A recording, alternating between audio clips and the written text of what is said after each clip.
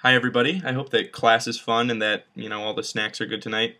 I wish I could be there with you. The activity that I will be modeling tonight is 1512, which is close fractions. The goal of this activity is to teach students how to estimate with fractions, which we don't do very often in the classroom.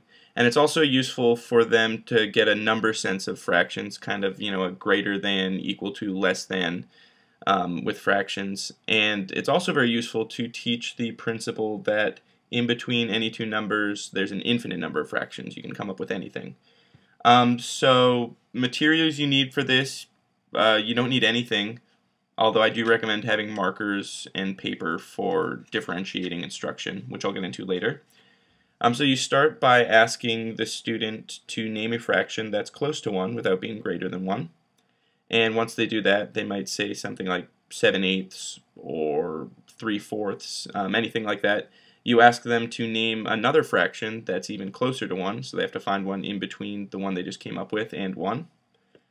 You can also do fractions close to a half or fractions close to 0. Now, ways to differentiate instruction with your kind of average run-of-the-mill student, you can just do this verbally to practice. You might have them write a number line and indicate where the fraction falls on it.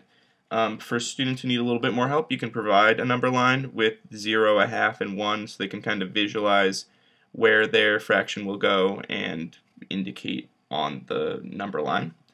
And for students who need even more help, you can use a number line with more hash marks and more fractions written in, so that way they'll have some ideas of where their number should generally fall. You can also use this once you get to mixed numbers by asking the students to name a mixed number between, say, 1 and 2.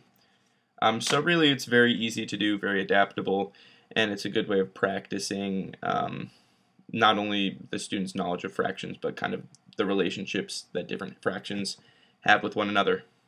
So that's all. If you have any questions or feedback, go ahead and post it on Edmodo, and I will get back to you over the weekend. Have fun for the rest of class. I'll see you guys next week.